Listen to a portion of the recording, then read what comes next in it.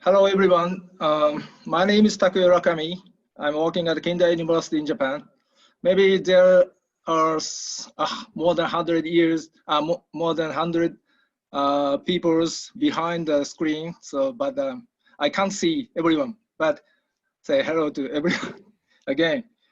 I'm working in the Lakbara University now, so I'm in the UK now. So I'm conducting a research project of sewage industry named Gaia project, which is financially supported by the Ministry of Land, Infrastructure, Transport and Tourism. Hereafter, we say the ministry as a MLIT. This project is international collaborative research with Professor David Sarr and other researchers in the UK and Spain. Today's presentation includes some results from the Gaia project, which are contributed by the Professor David Sarr. So this is a short profile. I got a PhD at Kobe University in Japan in 2001, and I started to work Kindai University from 2002, and I became a full professor in 2013. And during my academic career, I had 2 sabbatical years before. The first time is Cranfield University in 2008, and I'm now in Alakbar University from the August last year. The main research area is water industry. I have been conducting research this area since I was a PhD student, but now I'm conducting the research in the sewage industry. So my career in sewage industry is just 2 or 3 years. I'm studying the sewage industry now. Okay. Sorry. Sorry. Okay. Sorry. Okay. So today I'd like to focus on how fragmented the Japanese sewage industry and what are the potential factors affecting productivity and efficiency of the sewage businesses? So today, the topics are that I will briefly explain the background of information of sewage industry in Japan and the motivation of our project and the history of the development of sewage entities. So after that, I will show some information about how fragmented of the Japanese sewage systems. Then I will present a case study of Hyogo Prefecture in Japan. And finally, I will summarize today's presentation. And I'm going to put my presentation in the middle, so then we can discuss about short discussion. We can have a short discussion in the middle of my presentation. Okay, let's start by looking at the background information of the Japanese sewage industry. So by definition, water and sewage systems in Japan have to be owned and operated by the municipalities. Therefore, the municipal ownership causes diversity in vertical as well as horizontal structure in Japan. For example, the biggest sewage legal entity is Yokohama City, which has 3.7 million service supplied population. To the contrary, the minimum one is Kamikawa Town in Saitama Prefecture, which has less than 100 service supplied population. And also, there are a variety of legal entity types, and they are sometimes vertically integrated, or sometimes separated, or sometimes mixed there in the organizational structures. So I will explain the detail later. And the industry has faced at least 3 major issues. The first one is that the industry needs high potential investment near future. This is because of the aging facilities and frequent natural disasters. So this slide shows a part of the natural disasters in Japan. As you know, that the biggest one is the Higashi Nihon earthquake in March in 2011, which has a magnitude 9.0. and almost 16,000 people died in this earthquakes. So you can understand that. You can understand that from this slide that we have the many earthquakes, but also the typhoons, heavy rains, and cold waves. These disasters caused the great damage to the infrastructures, including the storage facilities. Therefore, the storage entities are required additional investment for the construction of the disaster resilient facilities. The second issue is that the fiscal pressure of Japan's high debt GDP ratio. This bar chart shows a gross debt GDP ratio of some developed countries. And you can see that Japan is more than double than the world or G20 average. So the Japan cannot afford to pay any more subsidies to the water and storage industries. So the industries are required more cost-effective management in the future. And the third serious issue is that the rapid population decline and increasing aging population. This slide shows the population trend between 800 and 2100. As we can see that the Japanese population dramatically increased last 100 years. And we had a peak in 2010 here. After that, the total population started to decrease. The population will decrease rapidly here. And it's estimated that in 2060, in coming 40 years, the population will become 2/3 of the current population. So we can easily understand that the rapid population decline results in the rapid decreasing of water demand. That means the rapid decline of revenue of water and storage entities. So moreover, we have to think about the optimum industry structure in the future. So depopulation is more progressing in the rural areas in Japan. So we think the rural area or decentralized area will face the same or similar challenges that are the current developing countries are facing.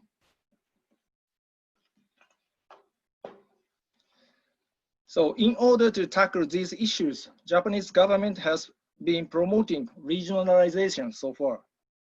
And in the case of water and storage industries, the wide area consolidation and the public-private partnership are considered to be two important policy directions for the effective solutions. So the MLIT is sponsoring academic research related to this agenda. And we are undertaking the research project named Gaia project. And I'm a research representative of this project. The modeling in the project is required to understand the relationships between firm size, structure, fragmentation, outsourcing, etc. And we believe that the evidences from our research will contribute to the policy development in the future. So I already explained some of our motivations so far. So we will conduct several empirical studies soon, but before starting the empirical studies, we have to understand the industry fragmentation properly. Okay, I'd like to explain the brief history of the Japanese storage industry, which has resulted in the complexity of the legal and organizational structure. So this slide shows the coverage ratio of water and storage in Japan. safe and secure drinking water is considered to be relatively more important than sewage. Both are very important, but relatively drinking water is important, I think. So the Japan is no exception. You can see that the drinking water supply spread faster than sewage here. However, as shown, these pictures, which are the water pollution in the public water area in 60s and 70s. So the sewage also have been developing rapidly during the economic growth period from 1960s and 1980s. But it's very interesting that the coverage ratio of sewage in the current year, this is 2016, is about 80%, even in the highly developed country in Japan. So these statistics only include the piped sewer system. So another 10% here is covered by septic tank system. We say it in Japanese as a jokaso system. But another 10% is not covered, neither piped system nor jokaso system. So the people of the last 10% doesn't use a flush toilet, even now.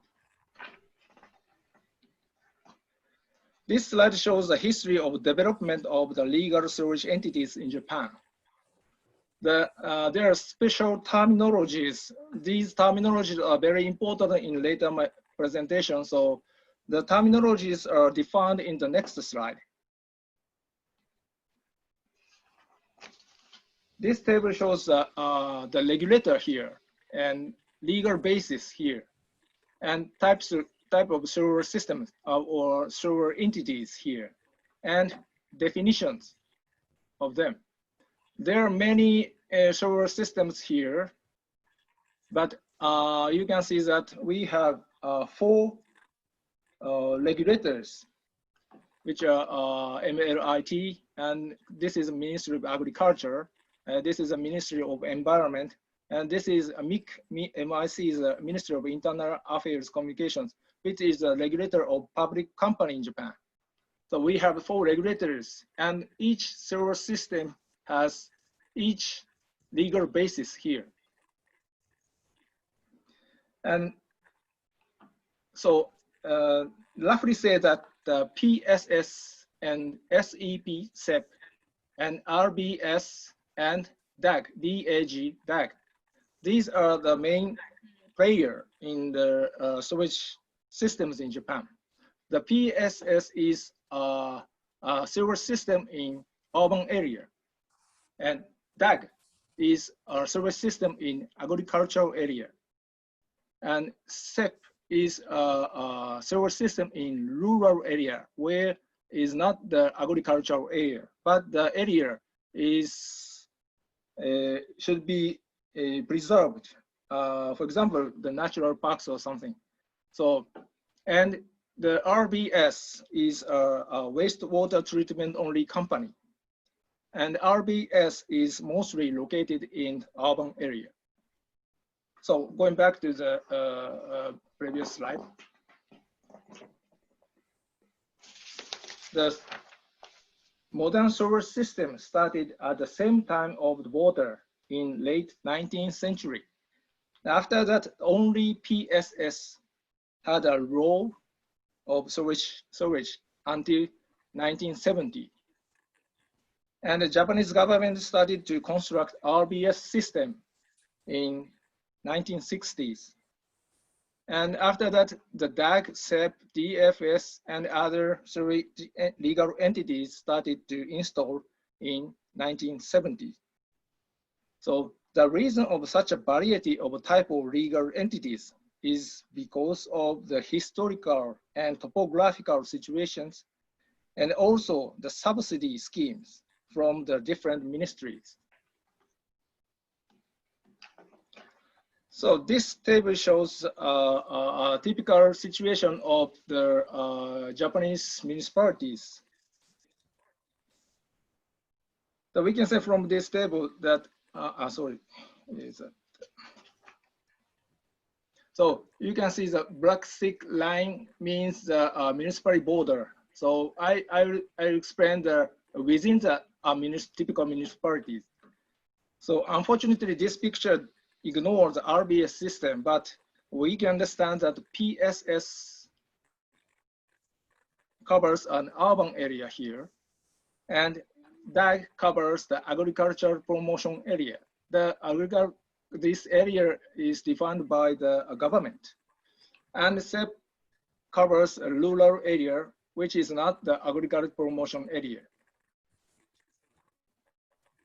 And you can see that very, very small isolated residents here, they are covered by septic tanks, a JOCASO system. So this and next slide shows how important the RBS system, which has an important role in the wastewater treatment in Japan. This table shows the number of PSS, total populations served by PSS, the average population served, and population served in which the RBS population served in which the treated by RBS system, and another 3 columns shows that the percentage of PSS reliance on RBS treatment here. The share of PSS with no self-treatment. This means that collection only PSS. So this is a share of collection only PSS. And the last column shows that PSS which treats all self-treatment, which means that the PSS, the vertically integrated PSS. These figures are displayed with respect to the size of the municipalities. There are size categories. One is less than 30,000. This is between 30 to and 100. This is more than 100. And the last category is a government designated city such as Kobe City, Kyoto City, Osaka City, something like that. They're big city, you can see that. So the interesting is that the total population served by PSS here is 86.9, almost 86.9 million, in which the population treated by the RBS system is 38.8 million. So we can understand that RBS system has a very important role in the wastewater treatment. So the bar chart at the bottom shows some results from the table, which are, this is PSS reliance on RBS. This is a share of collection only. This is a share of vertically integrated PSS. So we can see that the larger the PSS, the more they are dependent on the RBS. But here, the government designated city as a big city, so they already have a big treatment from there here. And this bar chart shows that the smaller the PSS system, the smaller PSS system tends to treat by their wastewater treatment. So the smaller PSS have to treat wastewater by themselves. And next slide shows the same data, but this slide, the figures in this slide categorized by the density. So there's a 5 density category here. The minimum one is less than 25 per hectare. The biggest one is more than 100 per hectare.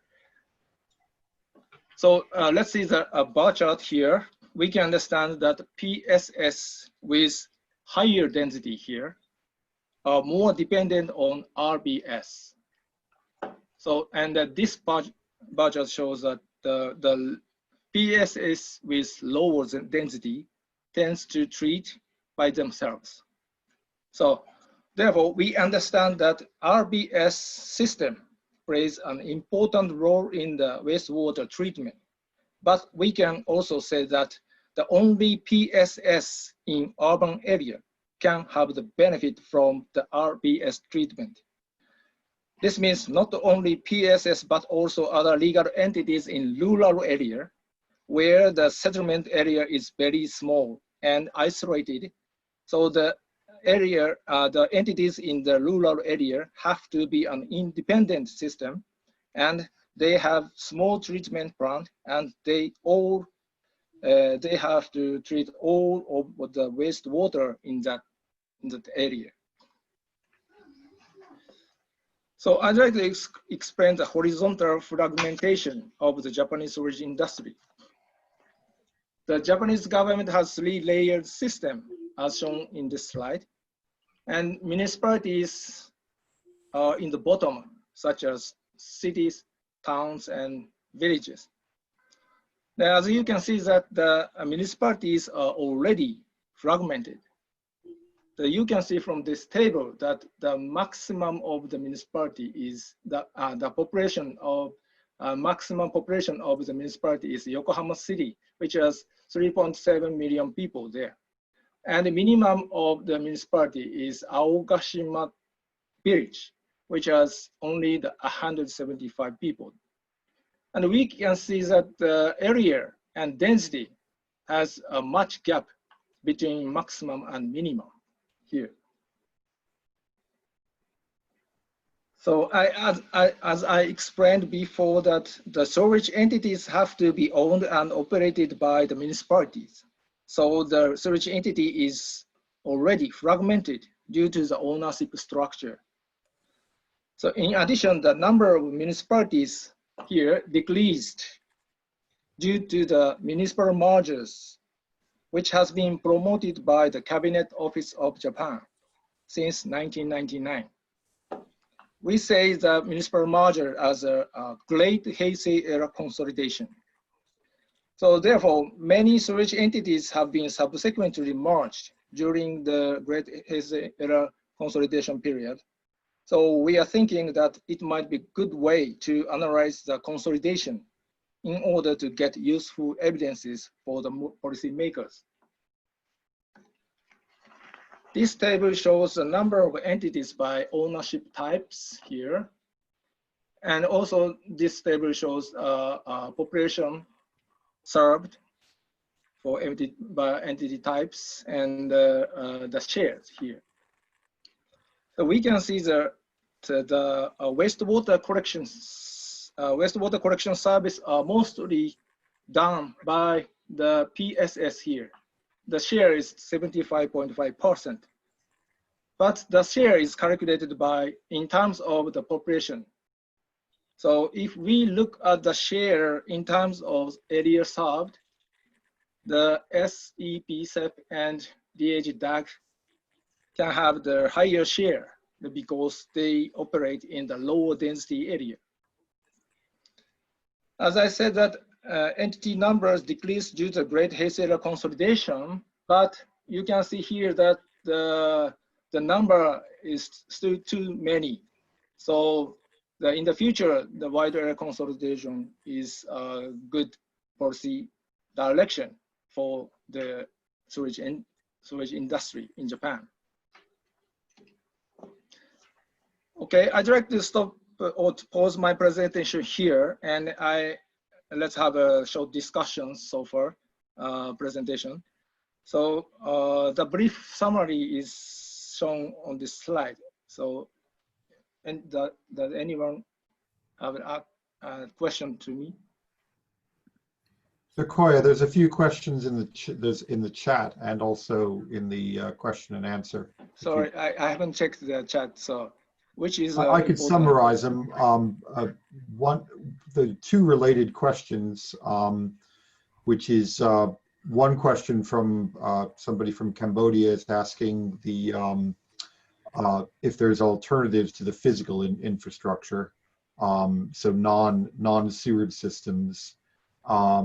And there's a related question about Jogasu systems, basically, which as a co-author, I might just answer, because I've reviewed those briefly. Is the first thing is that we have focused exclusively on sewage systems so far, which is where the ministry grant is supporting the research. However, we're aware, and my a PhD student at Loughborough who's on the call is that there is an issue with regard to considering how the non-sewage system in Japan interacts, because we're aware that in the rural areas, the coverage ratio of the sewage system drops to as low as 20% of the population. And we have not yet figured out, I think, and Takuya could extend that, how to link the databases, and if we have data, to look at effectively the decision to connect or not to connect. And it's something we'd like to explore in the future, which I think is more relevant for the project that we're talking about here. I would add to that, as I read that question, that the RBS system was the response to dealing with coverage in the 60s and the 70s. And there probably needs to be a policy development on that. Takuya, I'm sorry I answered that for you, but I noticed those questions in the. Honestly speaking, Japanese sewer system is divided into two types: piped sewer system and septic tank system. So the another 10% is not flush. They don't have the flush toilet, but they have the toilet as well. But the human waste is collected by the truck, and the truck deliver the human waste to the waste treatment plant, which is organized by the municipalities. So sewage systems sewage utilities have their own sewage systems, and another 10%, such a truck delivered human waste is operated by the municipality. So is it a good answer? I think it is, but picking up on two further comments in the chat, Pierre Fomad has said that we have to be careful that the Jogasu system is not equivalent to a septic tank system, because there's a distinction between aerobic systems and non-aerobic systems, so which is important for the development for modern systems. I think there's also a very good question from Christoph Luthi, which I don't actually know the answer to, who asks, are there plans in the future to reduce the number of regulators to reduce overlap?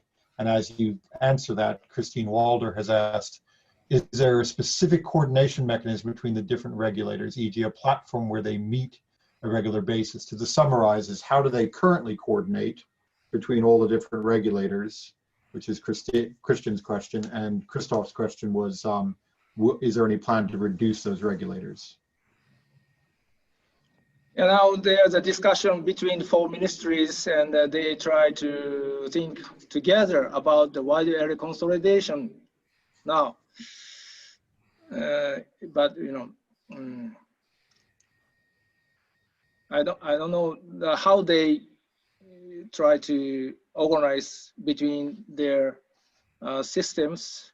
So, but within the municipality, the research entities are now conducting the wide area consultation between the different legal entities.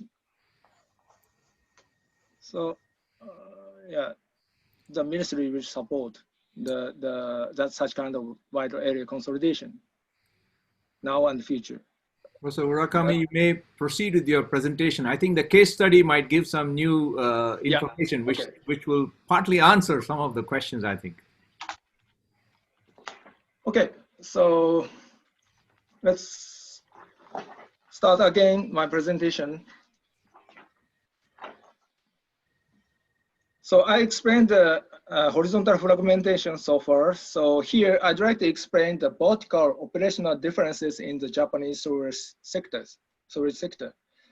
I'm going to explain the vertical organizational structure, not only for the sewage system sector, but also the water sector. Because in the global context, the water and sewage are managed at the same time. So this slide shows the supply chain of drinking water and wastewater. The supply chain has multi-steps shown on this slide.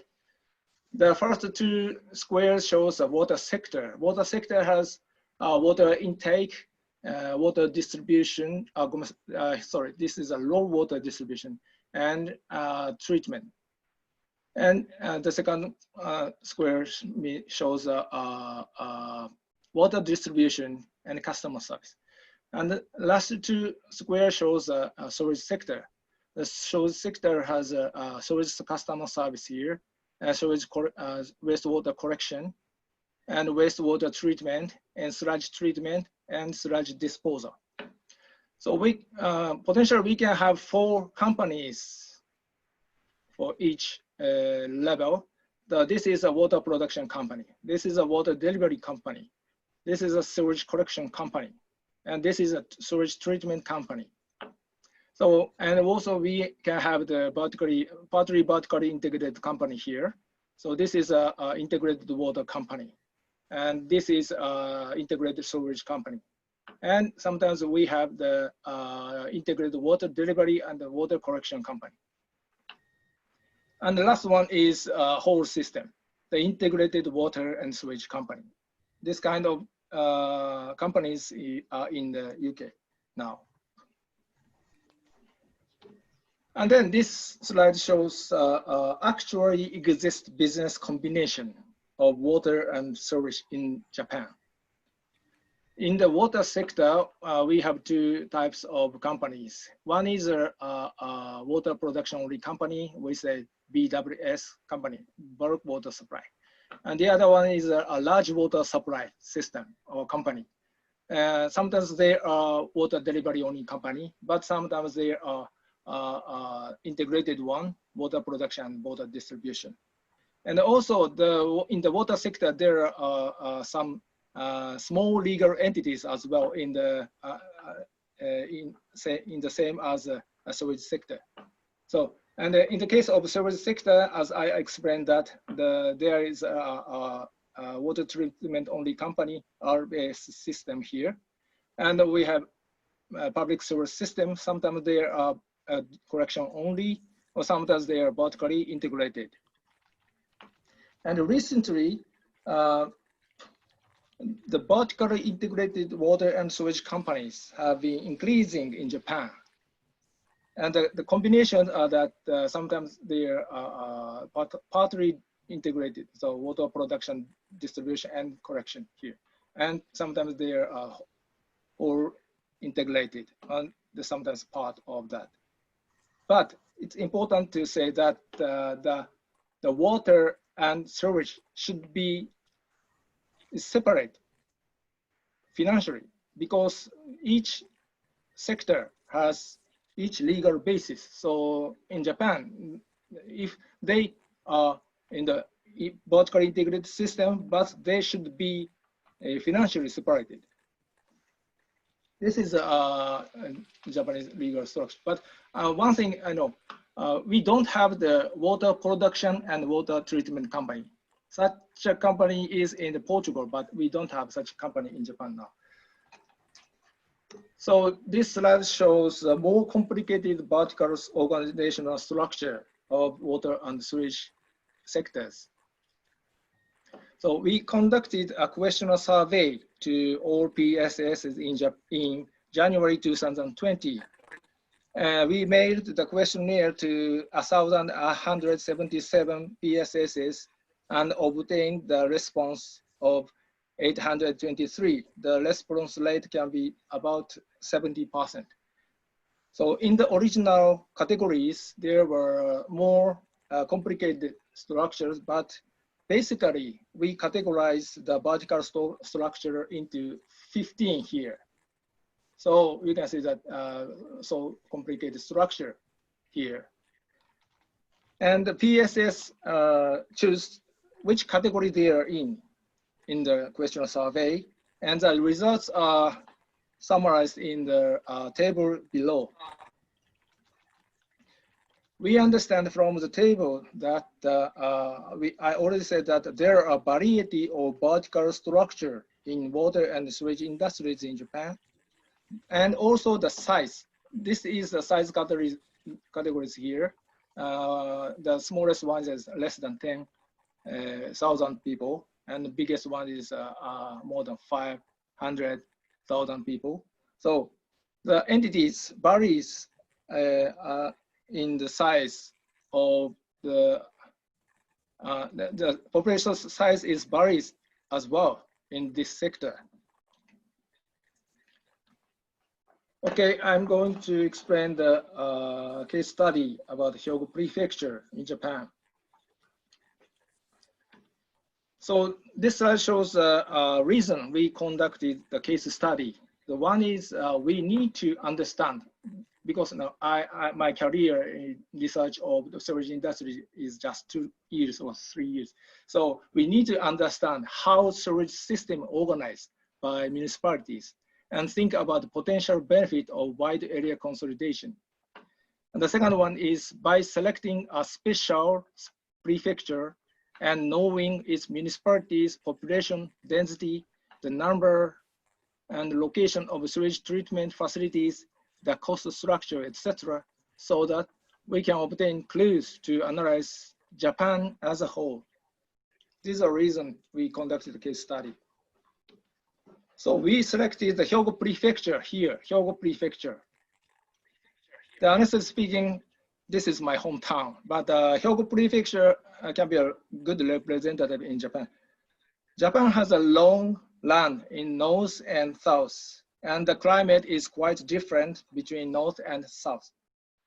Hyogo Prefecture here is located in the center of Japan, and only the Hyogo Prefecture is the only prefecture facing Pacific Ocean and the Japan Sea. So the climate in Hyogo Prefecture is quite similar to the whole area in Japan, because Hyogo Prefecture has a mountain in the middle. So the north area in Hyogo Prefecture has a lot of snow there, and in the south they have the warm climate. Furthermore, Japan has almost 70% of forest area, and the situation is the same in the Hyogo Prefecture. Hyogo Prefecture also has 70% of forest area. And also the Hyogo Prefecture has a big urban area in the south where the Kobe city is there, and the hinterland is spread in north and west.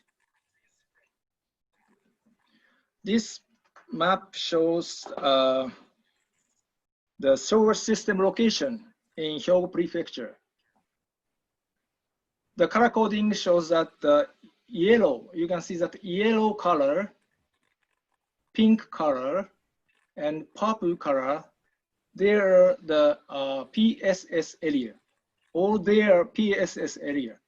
But the pink and purple shows the treated by RBS system.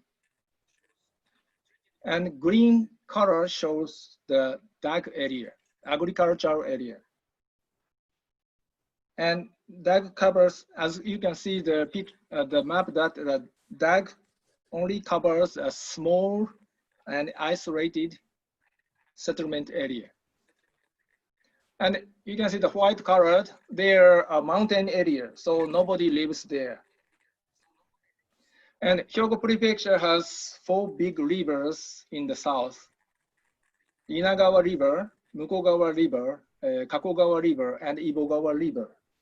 Each river has an RBS system, but especially the Mukogawa River and the Kakogawa River as 2 separated RBS systems. The Mukogawa upstream RBS and Mukogawa downstream RBS, and the Kakogawa upstream and Kakogawa downstream.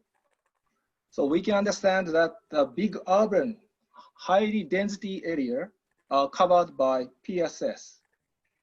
And most of them can access to RBS system, which is a big treatment system. So only the PSS in urban area can have the benefit from the RBS integrated treatment system. On the other hand, not only the DAG here, and also the PSS, you can see the yellow color in the hinterland, are small and isolated. So the entities in these areas have to be independent. They have to be a vertically integrated, a small treatment system in these areas, in the west and northern area. So this map shows the municipalities before and after the Great Heisei era consolidation. And the map on the right side, the map on the right shows a population density for each municipalities.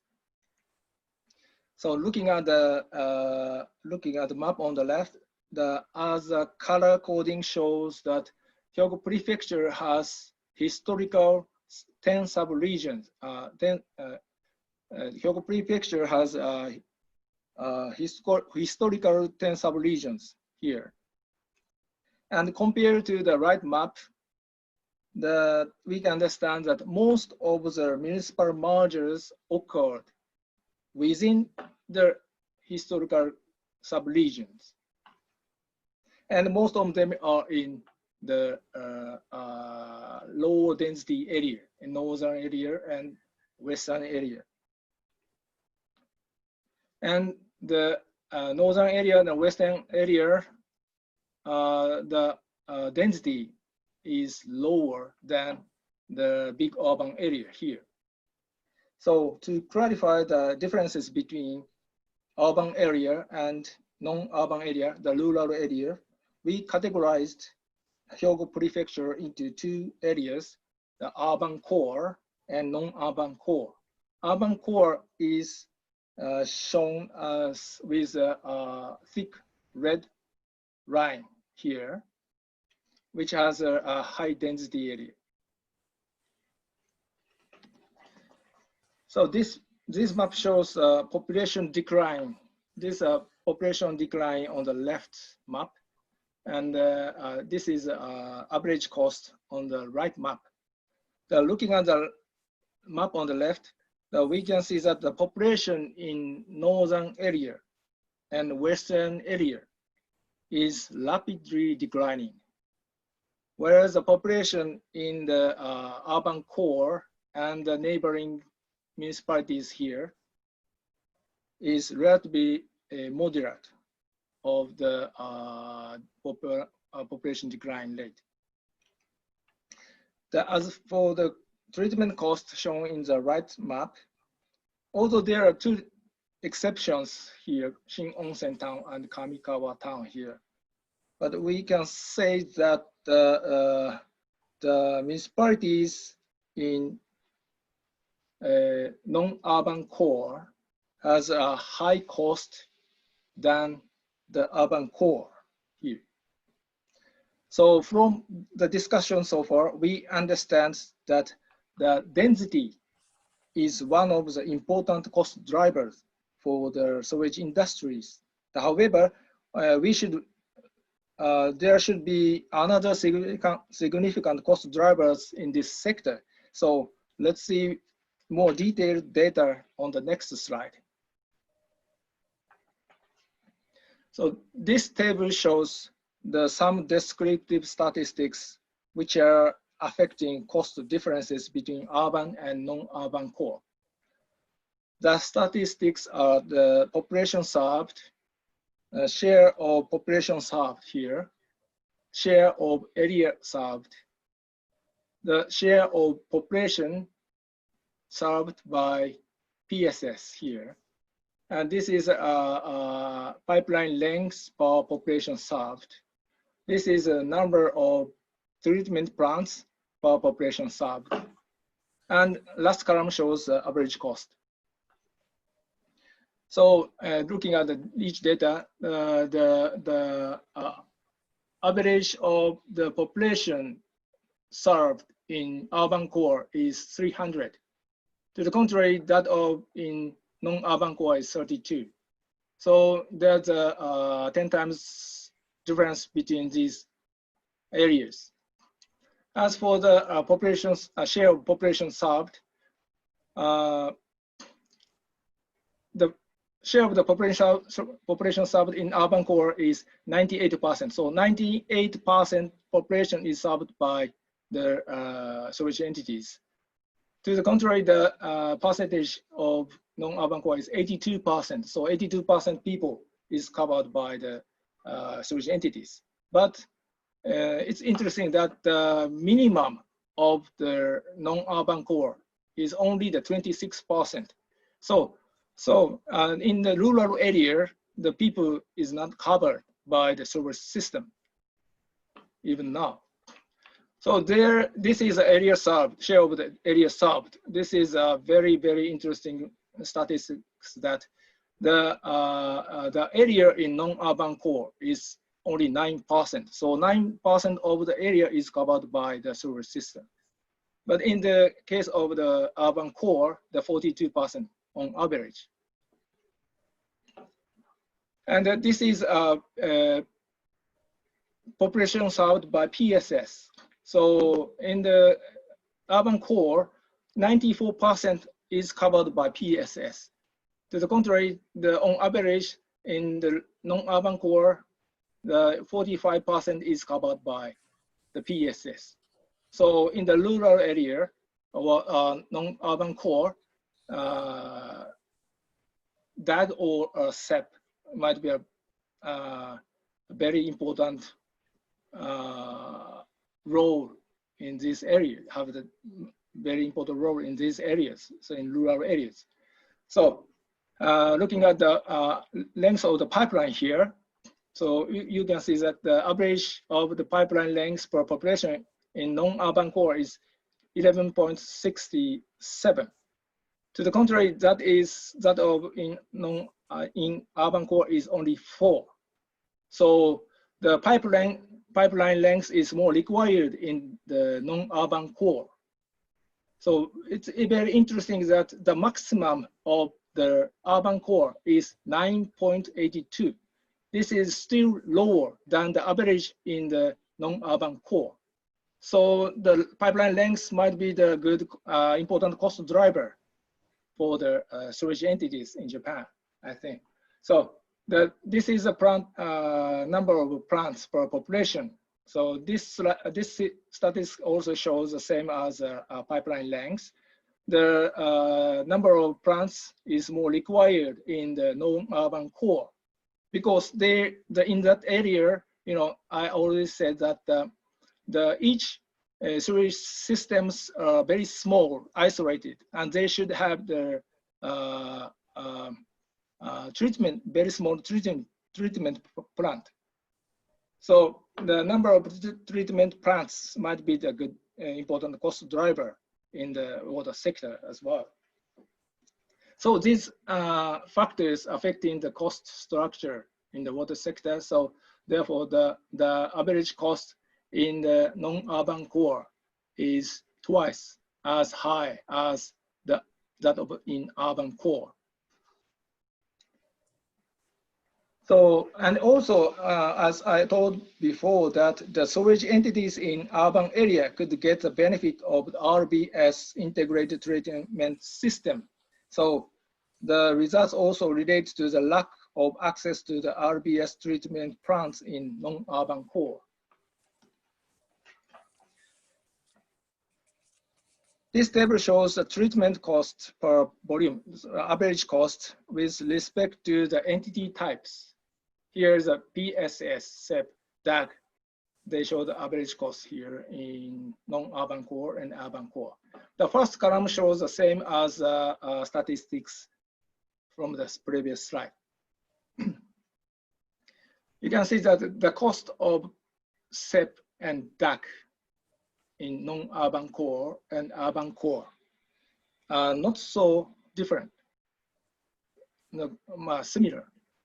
But the PSS, the average cost of PSS in non-urban core is much higher than that of in urban core. This might be because the SEP and DAG has a small settlement area, not only in rural area, but also in urban area. So the cost is not so much different between urban core and non-urban core.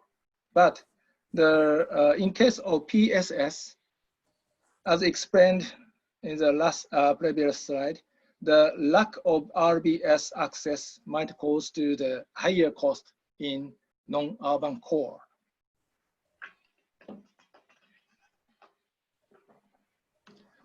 So I'd like to summarize this presentation. Okay, one is that Japanese sewage industry has high degree of horizontal separation, fragmentation, as well as vertical organizational differences.